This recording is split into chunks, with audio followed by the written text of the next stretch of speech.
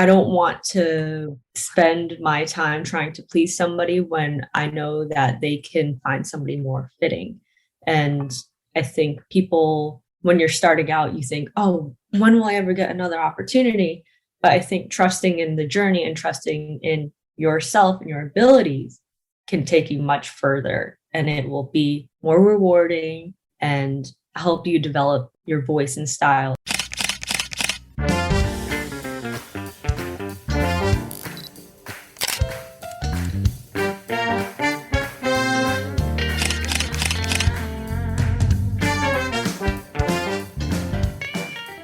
Hello, hello. This is your host, Dyutama, and welcome to My Food Lens podcast, where we talk about everything from food photography, styling to business and mindset. After 15 years as an architect, I switched careers and I'm now a professional food stylist and food photographer based in Singapore. I'm also the founder of the business My Food Lens, where we help clients elevate their brand through drool-worthy photos. My motto is, put your best food forward. Well, here on this podcast, I promise to keep it raw and real and hope you find your answers, action, and inspiration as we move through the episodes. Hi guys, so today we are talking to Monique. Monique is a food stylist, food photographer, recipe developer based in Connecticut in the US. And she used to be the food stylist for Subway. Like, how cool is that? But for me, Monique has a very distinct talent. And I think her talent is actually her style. And that's why I wanted to have Monique talk to us about how this has worked out for her. Does she have a strong style? And that's exactly what she creates for her clients. Or does she have a strong style, but she's also versatile, or she's just overall versatile and what she shares is just one part of her style? So, so many of us question what it takes to really work with clients. Should we be versatile? Should we have something very distinct that clients can see through in our work? And I think Monique can help us answer some of those questions because she's clearly doing it both. All right, with that, on to Monique. Hi, Monique, and welcome to My Food Lens podcast. It's so special to have you on my show. Every time I'm on Instagram and your photo pops up on my feed, I'm so intrigued because I don't know if you know, but I was an architect before I became a photographer. So your photos are so artistic. Oh my God. Like, talk about light, composition, or patterns, or geometry. I mean, you speak to me. Your photos really speak to me. Your style is so bold. It just stands out. It pops for me. And that's why I'm so excited for our conversation today, because I just really want to understand how you're so true to your style and yet you're so good at all your commercial work. You work with so many clients. How does one find that balance? So I'm super pumped for our conversation today. But before we begin, Monique, would you please be able to introduce yourself to our audience? I'm Monique Sourinho, and I am a food stylist, food photographer, commercial stylist for both food people and now makeup as of like last week. Wow. Oh, wow. Yeah. We'll get into that later. And you're based in Connecticut. Where are you based exactly? Yes? Connecticut. In Essex, Connecticut, and in the States, and the New England. Perfect. And you are also under the handle Be The Love on Instagram. Awesome. Yeah. I've seen you position yourself in so many different ways. I've seen you do food styling. I've seen you do food photography. I've seen your blog of recipes. So tell me, how do you position yourself in the market? So much of what I do has come through word of mouth. And I get so excited to always continue learning and trying new things that I get pulled into certain jobs. Like, hey, can you do this? I'm like, I can try and learn from it. And I think that's how I got to everywhere I am right now, because it wasn't like I woke up one day and it's like, I'm going to be a food photographer. And do you, for most of your commercial work, are you the food stylist? Are you the food photographer? Is there one more than the other? How is that positioned? I don't think there's one more than the other. So that's what Wow. makes it Amazing. interesting. Yeah. That Yeah. is So like amazing. for commercial work, I am more of a food stylist when that's like a team of people. But because of like the influencer side of things, I consider that commercial work still. Yes, of But course. that is like more personal, a little bit more freedom in how you approach it. But I wouldn't say there's one that is more than the other. Okay, perfect. So I know that you have gone through a huge cycle of, switching careers and trying out different fields. And right now you are in food styling and photography. So just give us a little bit of a brief of what your background has been. It's so interesting. Yeah. So when I was younger, I wanted to be a makeup artist and other things. And then I didn't know what I wanted to do for college. So I just took general studies and poked around in different fields. I went to get my pastry certificate. Oh, But wow. while I was doing that, yeah, I was Amazing. like, wait a second, photography seems like so much fun. So I was self teaching and I told myself, you know what? How can I combine like everything that I'm going to school for and what I'm interested in right now? And that kind of merged into food styling and food photography. And there's a lot of other things in between, but that's the long story Yeah. short. Oh, wow. And I guess that's how you can position yourself in so many ways and so strongly. Like, because of your knowledge of food, probably the recipe development comes into the picture. And, also food styling that does need a good sense of food and cooking and, techniques. So I guess that's how the styling part comes together. Would you agree? I think so. That and another thing is like I wanted to be a fashion designer when I was younger as well. And when I was younger, I took one college course for it, and it threw me back because I didn't like the types of characters around it. I don't know Yeah. how to word it. And I think I liked I gravitated towards food styling because it's less. Mm. I wouldn't say it's less competitive, but it's more inclusive of a community. Oh, wow. Oh, that's a really, really good point. Wow. So, I've seen all your cool videos on Instagram, like, let's get down to business. I've seen that one. And I love that song. I love that video. And literally when I saw that reel, so I'm referencing to a reel that Monique made while she was on a set, or is that right? Were you on a set? What Yeah, was that's my apartment, but we were it was your filming apartment? there Okay. for V Plot World. Yeah. Okay, yeah. So I saw this room full of people, tons of cameras, lights, gear, and you were like, you had this huge counter in front of your kitchen counter kind of thing, and you're like assembling things and you're like filming that video. So I was like, wow.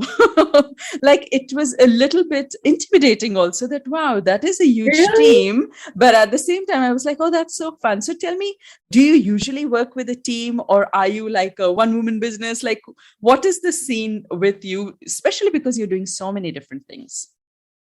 Yeah, so I am a one woman show right now. For that video, I had a friend slash assistant. So that was this last year, and he's off doing things that he's passionate about, and I'm really happy for him because he's doing DJing, and this is a side comment of I think people really should go towards what makes their heart full, and it also helps for teamwork Right. because if everybody is excited and wants to be there, then it makes everything flow so much better. But we're like influencing stuff and things that I share on my Instagram feed, regular static posts. Yeah. Yeah. Those Of are course. done by me myself at home pretty much. Right. And then I work on other projects as a part of a puzzle piece. So I do both teamwork Yeah. and solo, but everything that I show is solo, It's mostly solo. Oh, except for wow. like those behind the scenes where you can clearly see it's a whole team. And Yeah. that's for other companies, sort of thing. Amazing. Amazing. So I started this episode. I started with your style, right? So for me, as your audience, I see your style in a certain way. So I defined it as bold, artistic, geometric. These are some words that I would use for your style. How would you define your style? I'm not sure, but you saying that felt totally validating that I'm doing something right. You have such a strong style. Like, is there an intent, or you are just, that's the kind of work that you're gravitated towards? If you had to put a few words to it, what would they be?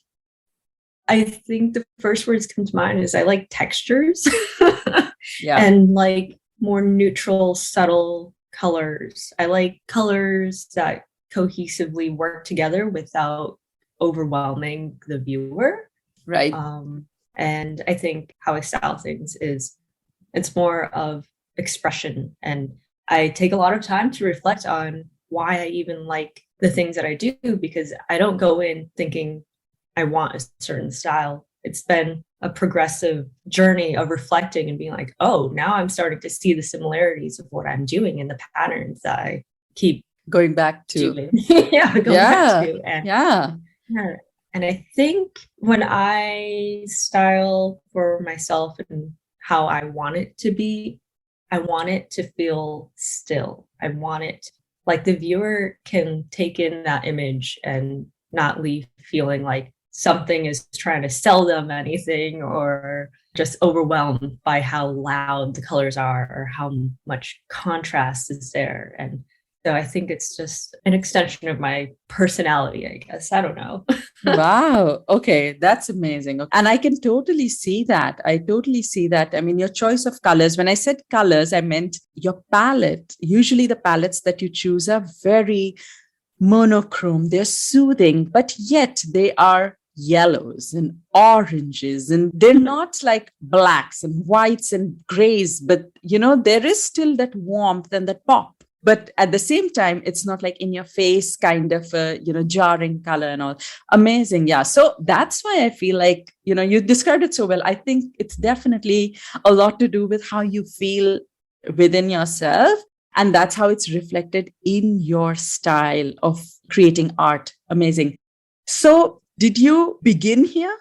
Like when you started photography, what was the kind of style that you were drawn to? Or was this the style that you were drawn to from the beginning? Or you just kept exploring different styles and this one kind of, you kept going back to? So tell us a little bit about your process or your journey of how you've reached this very unique style. In the beginning, I was working part-time for farmers market. Wow. Okay. Interesting. And my photography was more earthy, I guess. And it was because I wanted to highlight the local community and all the gorgeous produce. Because over here in America, like we're still learning how to get back to whole, nutritious foods. And it excited me to learn the stories of the farmers, the creatives. And so in the beginning, I think that's how my work came off. It was a little moodier because of wanting to highlight just earth tones. Right. And since then, it's just been poking around and going along with the journey, because I think now, like, it kind of went towards more commercial while balancing like the local community. It's I think it reflects that in between now, sort of, maybe. But you also have a very strong sense of geometry. You use a lot of sharp edges, squares, rectangles, triangles, kind of, tons of height, a lot of reflection of heights in your compositions. Now, I'm sure that when you were shooting for a farmer's market, it was more organic and a little bit softer and something that's more natural, whereas this is a whole different kind of, I would say almost the other side of the spectrum. And it does have that commercial feel to it, but at the same time, it is a very artistic. And when I say artistic, it's not always relatable. It's not for everybody kind of a thing, Ooh. Yeah, exactly. So it seems like where you started to where you are now, they're literally two different sides of, how one would interpret or create photography. So would you be able to tell us how did that come together? I want to know. It's so different. Yeah, I don't know if this has anything to do with it, but growing up, I've always been an artist, a commissioned painter. Wow. So I would always be creating portraits and whatnot. And I don't know if that plays a role in how I view things and do things geometrically or not. And if it's just kind of second nature that I don't really think about it, because this is the first time somebody said that about my work. So I'm like, I don't really know. But yeah, I think when you stare at paintings for so long, you start to notice all the sacred geometry or secret geometry, however you want to call it. And there are different patterns. And I think I might have subconsciously picked that up and tried to put it in my work, because I've always struggled with compositions in my paintings. But I haven't painted since I began this journey. So it's been like about 4 years now. But if I were to go back to it now, I would be able to structure it differently.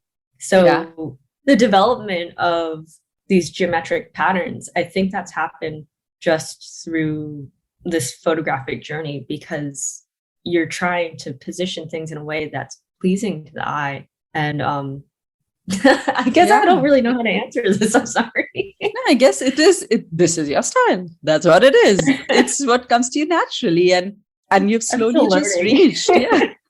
That's where it's reached, and we don't know where it might go further. But right now, this is what is speaking to you. But tell me, how does it speak to clients? Like, do they respond to this style? Like, is this what's drawing them in? And when your client comes to you and they want you to do some photography for them, they are coming to you for your, monochrome or your colors or your geometry, or are they coming that, okay, we want you, but we want you to create in our brand language or our style? So usually, how does this speak to clients? Tell us that. It can be both ways. I've had some really frustrating times where I think that the client will want the style that I kind of gravitate towards until I go to create everything and deliver, and they're like, what is this? This is not what we want. One time I had a client just completely bash everything and kind of and this is when my assistant friend was there too, because he was helping me.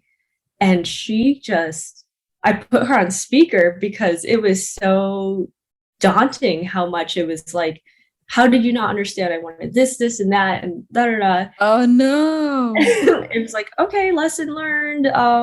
It's okay because we can just take more photos. Yeah. Oh wow. Yeah. And then on the other hand, it's like you have full creative freedom. We know that we're gonna like what you do. So it's been full spectrum of that. And I never have any idea how it's going to go until we get rolling. And that can be really daunting and exciting at the same time, because it's kind of a mystery. And I know that probably doesn't make it any easier for anybody who wants to get into this, but I think a tidbit is the best thing that helped me through any of this is adaptability. Right. And do you usually, so let's say if a client is giving you full creative freedom, then obviously you're like, okay, then you go and do your thing, right? But when they do come with a certain art direction, or they come with, okay, here's the parameters, then do you have like a pre-production discussion? Do you have an outline? Do you have all of that from them? Does that work like that? So when I sense that they're looking for something specific, then I will ask all the questions that I can. And sometimes, more times than not, I know that I'll have more questions as we get rolling. But when a client specifically wants a certain style for their brand, they will typically come with the whole brand guidelines and stuff. Right. Yeah. And that makes a huge difference. And then the others that are more laid back, they're also more laid back in how they like have a conversation with you. Okay. It's so many different personalities. Yeah. So how did you break into the market? Like, did you come with this style and say, hey, here's what I do, and I'm looking to start working commercially, here's my portfolio, and even the images that you put up on your website or on your Instagram, on your social media, potential clients were looking at that, right? So is this the style that you went out in the market with, and wanting to get hired or wanting to start working commercially? Is this where you started? It is not where I started. How Okay. it started was, like I said, I was taking photos of farmers markets and whatnot, and a friend messaged me who's a photographer and said, hey, this photographer is looking for a food stylist. You should apply. You should give it a go. I'm like, no way. I am not qualified. Like, why would I? And he's like, what do you have to lose? I'm like, all right, you're right. You're right. So I messaged the photographer, who's Steve Walter, by the way. Like, I look at him as a mentor now. And I was like, hey, I'm going to be honest. I haven't done anything like this before, but what I can do is show up and give my all. And I want to be transparent about that. And he was like, hey, I really respect that and appreciate that. And I think it's worth giving it a shot. And that was for Jarlsberg cheese. I don't know if you know them, but that was my first food styling gig. And I was so nervous. But from there, it's all just been showing up early, coming prepared as much as you can, staying a little bit later to help out, and really proving that you are interested in the job and you want to progress. And I think that willingness has helped me a lot, because I think some people will go in like demanding, I need this much and only this amount of time, and you have to treat me this way and that way. And that is cool. Like, I really respect and appreciate people that know their worth. And on the other hand, it can come off as not a team player, because if you are a team player, like, you're naturally going to do all these things that you say you're going to do. True. And your worth is more than just a dollar amount. Or whatever currency. And it's also, you're being professional, you are being interested, you're showing that you're forthcoming in your work, you're being integral, and all of these things definitely are all the other values that the clients are looking for, and not just skill, right? So you're bringing all of that package together. But what's interesting is that you started your commercial journey with food styling. Is that right? Not with food photography, but with food styling. And and yet today you are at a point where you are saying that you do equal amounts of food styling jobs, solely food styling, and then solely food photography. They're about a 50-50. Is that right? Wow. That is fantastic. That is amazing. So the first project was word of mouth, right? And I think for most of us, it kind of starts like that. So many photographers I've spoken to, or so many food stylists, basically, it's like, hey, someone needs help here. Would you do? And for you, it just worked out so beautifully because it was a cheese brand. I love cheese. So,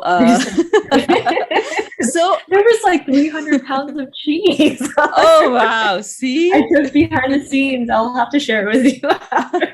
Amazing. So how does it work today? Like, you have such a strong sense of who you are as a photographer, as a food stylist. You know exactly what you bring to the set. You know exactly what kind of a product you can offer, or a service that you can offer a client. So how has that changed? How are clients finding you, or how are you approaching them today?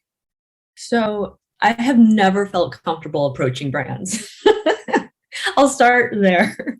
I don't know how people cold pitch all the time, but I applaud them for it, because I think it takes a lot of guts. If I were to go out and try and pitch myself, I just fumble over my words. I don't know how to introduce myself, and I am very transparent about that. I think every time I did try to pitch myself, like, none of it caught on.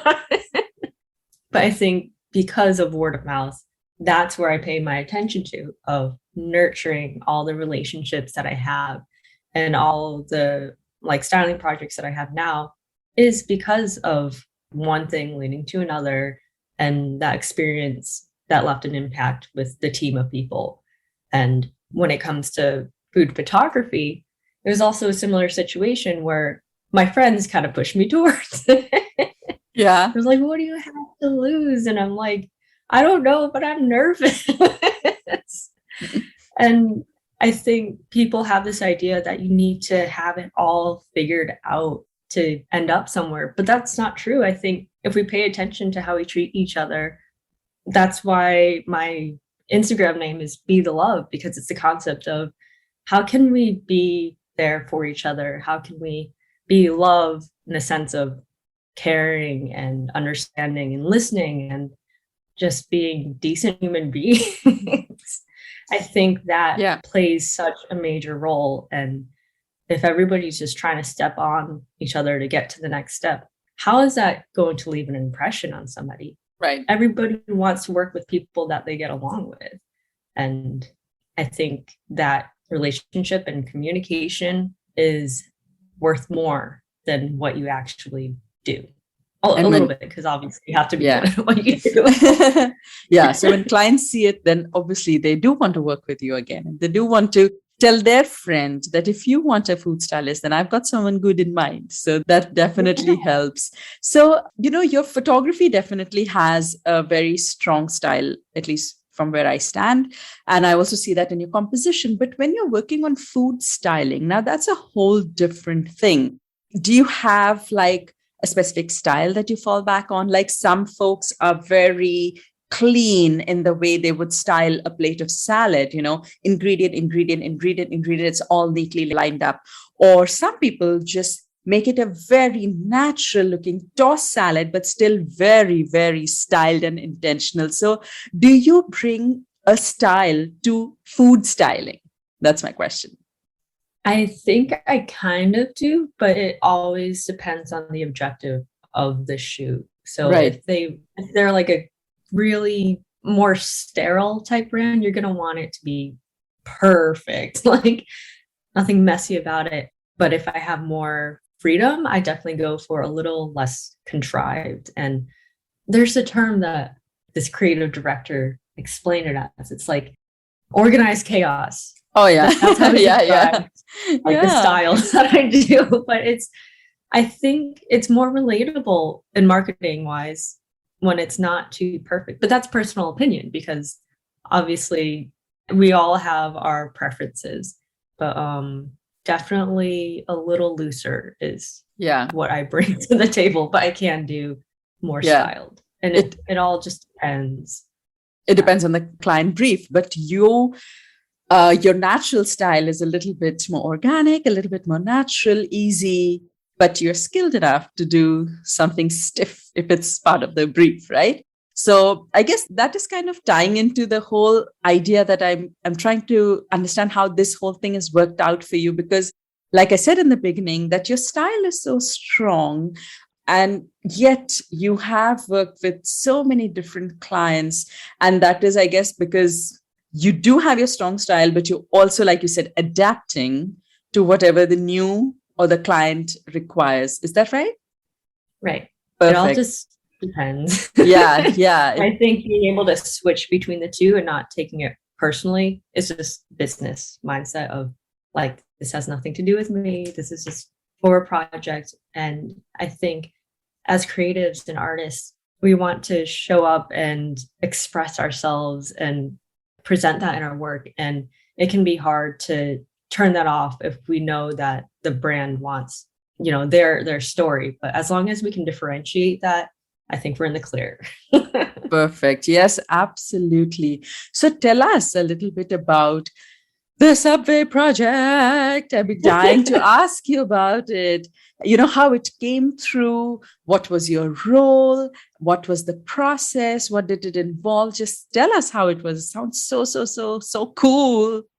Yeah, so I didn't know that the World Subway headquarters was in Connecticut. Oh, I didn't know either. Well, it's not anymore. So as of last year, they moved to Florida.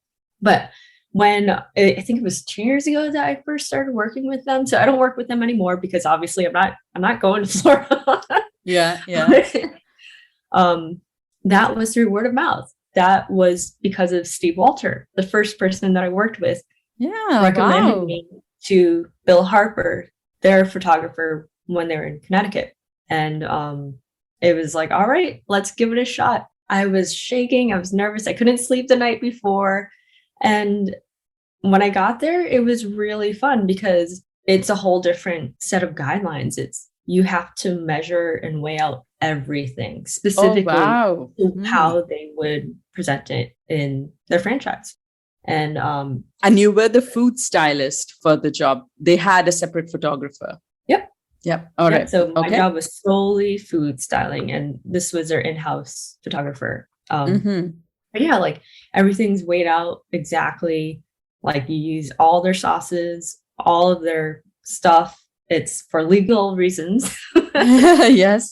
It's funny because people are like, that's not how my Subway sandwich looks when I go to get it. And I'm like, I'm sorry, like, because it's exactly the same things of how it should be. Right. It just doesn't, it's just not propped for camera for your particular experience. Yes. Oh, wow. Hmm. And so what was it like? Were you were just styling all the sandwiches? Was Mhm. that okay? And Yeah. then So it was a 1 day shoot, or were you doing this over a period of a few days? And was this like a contract basis, like every month you were going and styling sandwiches for Subway, or was it a one-time thing? How was that? So I worked freelance, and it was a few different times throughout Mm. the 2 years. So it wasn't a contracted time, but there was like a 30-page contract of Ha! me just being there. I'm like, oh my gosh, what if I sign off on the wrong thing? What am I getting myself into? I was so nervous, like seeing the 30 pages of like, oh, this is like extra serious. Oh, But of wow. course, because it's a big company. Yes. But oh man, yeah. I'm like recalling that time. I'm so nervous. But yeah, I worked with them a handful of times. And again, that was because I must have left a good enough impression to have me come back. Of course. And it was a lot of sandwiches. Yep. There were photo shoots where it was over a course of a few days for larger Mm, campaigns.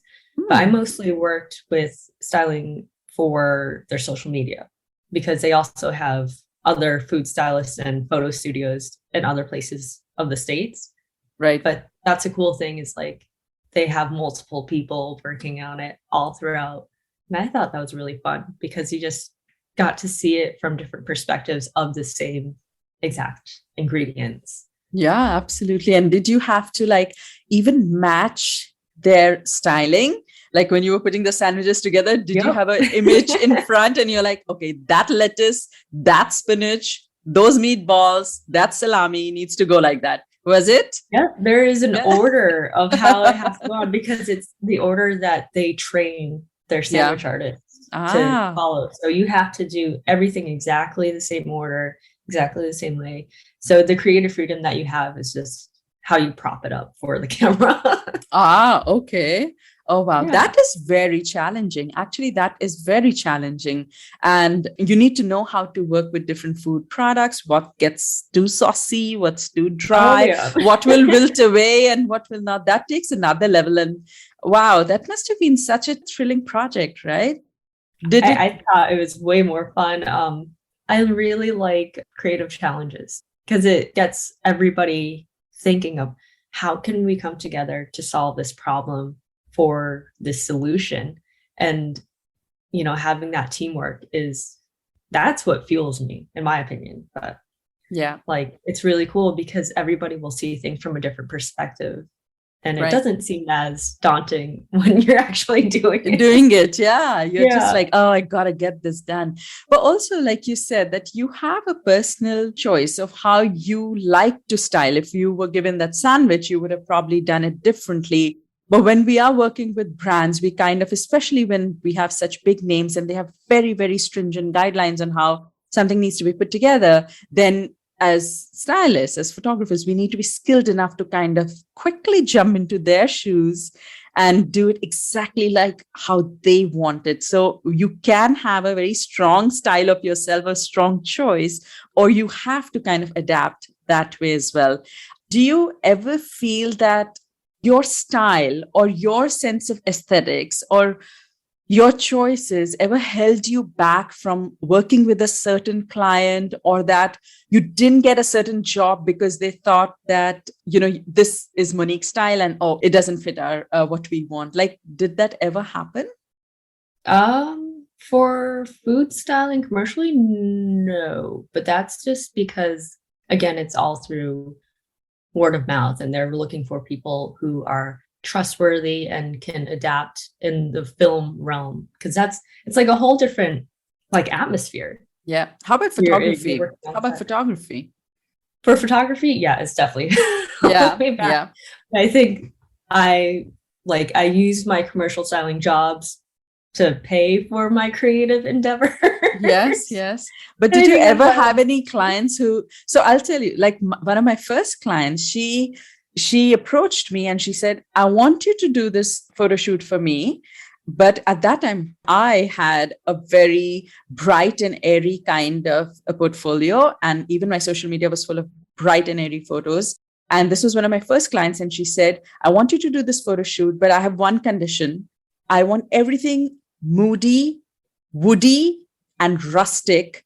I cannot have anything bright and airy.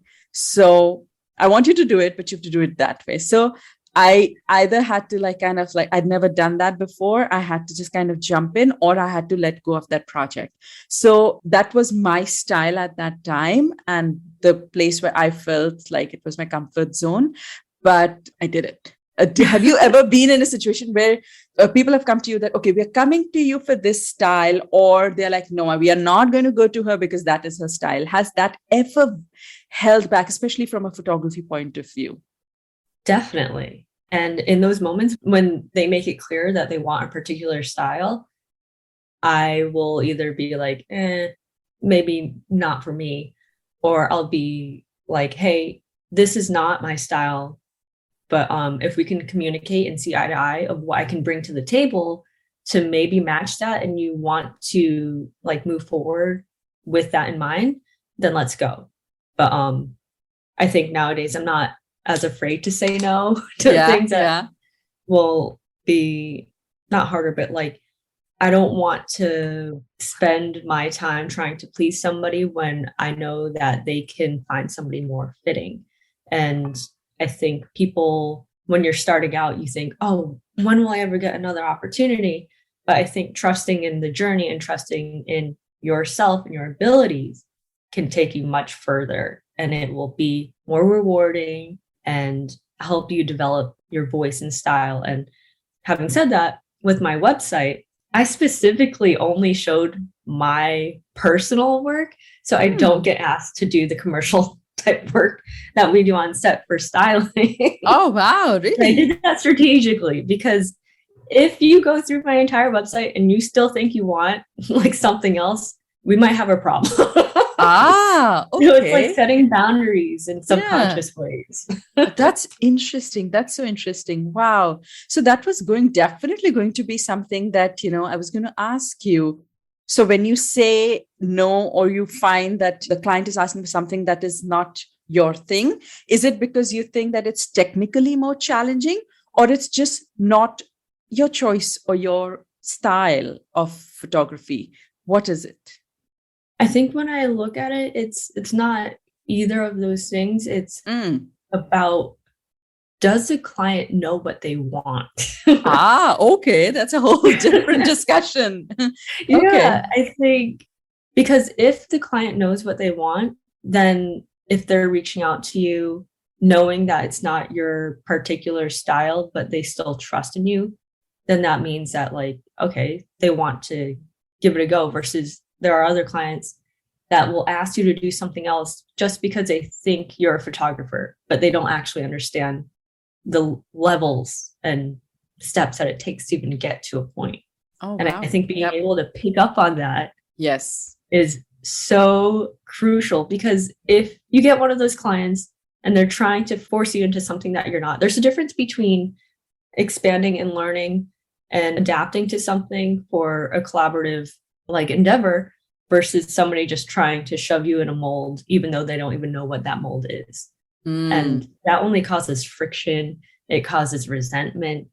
And if we can avoid that, that is way better. Right. I But it's love. taken me a long time to figure out the subtleties and differences of No, that. I love that answer, Monique. I love that answer because you started off by saying that, it's all about adaptability and that if a client has requirements, then you would adapt. But I just love that there is also a point where you're like, no, boss, this is not for me. This is not the right fit. And you know exactly where that threshold is for you. And I think that's so important because no matter how strict we are about our style and no matter how versatile we are, there is definitely a line which is about whether there's a fit and whether what the client is asking from you is within your skill level, within your personal respectable level, as a person. So yeah, I just love this answer. This is so good. So tell me, do you think that your style right now is evolving? Do you feel like you're drawn to something new, or is there a particular kind of photography that is intriguing you and you're like, okay, I want to try that. I want to move towards that. Is this something that's very interesting to you currently? I think right now I am trying to decipher whether I am interested in trends and I get Ah, excited about that versus like what is my inherent style, because I'm trying to get more into artificial and it is such a headache for me. But I noticed that because I'm not as used to it, the style that it takes has a certain look to it that I can't quite put my finger on or explain. yep, yep. And like artificial light, I feel like shows colors differently too. And I found myself getting excited going down other directions because it kind of fit into a different style, because I wasn't sure how to manipulate it the way that I wanted to. And I had to take a step back and like, this really doesn't even make me happy. I think I'm getting more excited about the learning process, which is awesome. But my style that I gravitate towards is definitely more natural, inspired by, I guess, buildings, now that we're talking about like architecture too, because I do like those angles. I like Yes. things that Geometry, aren't say it, cute. say it. Yes, I do like geometry. There you go. I like things that don't look too contrived, but I also love the challenge of making something look more organic, even though it's very contrived.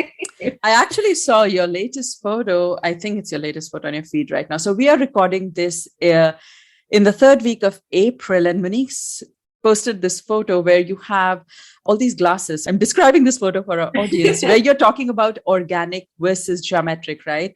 So I think your latest photo is such a good example of that, because you have these glasses which are sitting on geometric cubes and there is harsh light, but at the same time, there is a shadow of leaves. There's nature in it, and nature is always soft. Nature is always organic. So you've juxtaposed geometry with organic in that photo, which is why I today wrote on your Instagram that I really love that picture, because I think that's exactly what probably, that's the way you bring them both together. So yeah, if you guys want to head over to Monique's Instagram, go check out that photo. I think it's such a great example. But I know you said that you're intrigued by trends and you're trying to try out new things.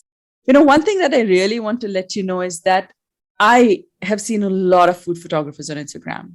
And honestly, at some point, it becomes like, whose photo was that? Oh, it's this person's photo. There's a lot of like, I really admire a ton of photographers. I think they're incredibly talented, but I also feel like, can that work be replicated? And I guess so. But your work is really unique. Monique is unique, really. I'm not kidding. Your work is so distinct that, it's really hard to replicate it and make it look like your own. It's really hard. And I'm not exaggerating. I'm not just saying it for the heck of it. I truly, honestly believe that.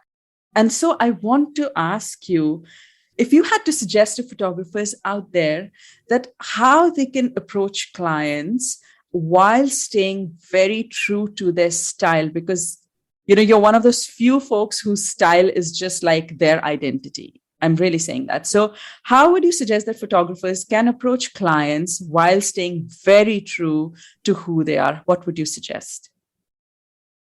I would suggest building a portfolio of the range that you can do within your style, because it shows that you have developed a style and this is what you have to offer. And if somebody were to kind of ask you to do something different, then it's kind of on them, the client. But I think, again, it's all give and take. So how can you set up enough to let the audience know this is who I am in a way that, like, it would kind of be offensive if somebody were to go against that, but not like in a way that's egotistical. It's just, how can you portray that this is just a way that you speak through photography and styling? Because if you develop your own sense of style in such a profound way, it becomes your identity. It becomes what you're known for. And who is somebody to take that away? So just stay true to yourself. Take the time to learn what it is you prefer, what you are, and continuously revisit that so you can really find that center within yourself, because it just makes it harder. Like everybody's trying to pull you in all the different directions. Yeah. And it's easier said than done. But I think as long as you just build that confidence and build that momentum, good things will come. So I'm going to pull you in another direction now. I'm definitely doing that with my next question. So when you have such a strong style and you still want to work commercially, you still want to work with clients, you still want to be adaptable, then how can you continue to hone a particular style, but at the same time develop skills so you can offer your services, on a broader level to, let's say, if McDonald's comes to you and, they want you to take their photos. So how does one balance that, like stay strong within your own style, but at the same time hone other skills or hone your skills so that you can work with a broader range of clients? How does that come together for you, Monique? I think if you take the time to learn on your own and, do spec projects of taking a brand that you want to work with and styling it just for fun. And yeah, it takes time and energy and resources to do that. But if you practice all the time, or at least enough, then you can also portray, hey, this is what we could do. This is how your brand and our collaboration could look, because sometimes people don't know that they want something until they see it. So Right. It just might not have been in somebody else's creative mind to even think of a combination. And I think that brings up another point of not everybody will understand where you're coming from, because there are people that are more left brain or right brain and more methodical. So working with Subway and other companies that are more corporate and big, a lot of that was just waiting around for approval from people that weren't even in the same department. And I think you really have to, it goes into psychology. You have to think about why somebody would want something and how you can pitch your style in a way that could be beneficial for both sides. Mm-hmm. That's a great point. So tell me, when was the last time that you were like, I'm just going to do something very different today. I'm just not going to create something like I usually do. Today, I'm just going to play around and I'm just going to see what I end up with. When was the last time you did that? I think it was like 2 weeks ago. Yeah, awesome. I did a photo shoot of cheeses. Yeah. Oh, I saw that. And there was this other one that was like a greenish nude scene, or like skin tone with a slight blur on the side, because I had a prism filter thingy that was just moving around, and it feels good. Like you have to take the time to just let your creative mind run free, because if you're constantly trying to make others happy, you can lose yourself. Yeah. So yeah, that was really fun to just feel myself again. Yeah, and that's how you kind of explore. You step into new territory and then you're like, ooh, I like that.